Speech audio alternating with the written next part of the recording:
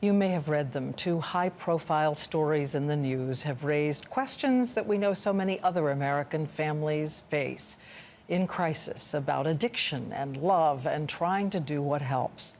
Tonight, the anguish of Olympic skater Nancy Kerrigan and her family led John Quinones to ask, what is the latest wisdom about parents of any age giving money to their troubled child?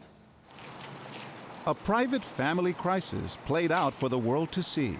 American figure skater Nancy Kerrigan in torment as her brother is accused of killing his own father in an alcohol-induced rage. At one point, his parents even sued their own son for more than $100,000 they had given him.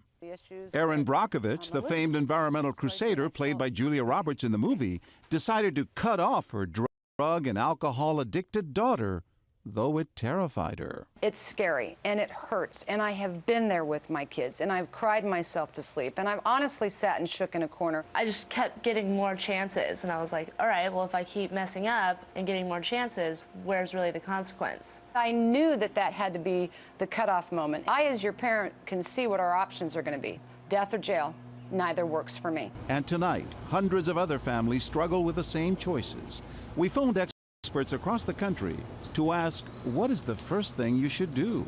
Tell them you're stopping the money now. You have to say, we love you very much, but we're not going to spend money so that you can go buy drugs and wind up in a worse predicament. We're not going to support your habit. And when that call comes in that your child is without food, threatening to harm themselves, or even on the streets, just hold on. Getting some professional assistance to put together a rational, effective approach to the kid is really essential. David Sheff's son, Nick, was a meth addict who robbed from the family home and even stole from his 9-year-old brother. It is so hard to make that decision to close the door in any way. But giving money to a drug addict is like giving a loaded gun to someone who's suicidal.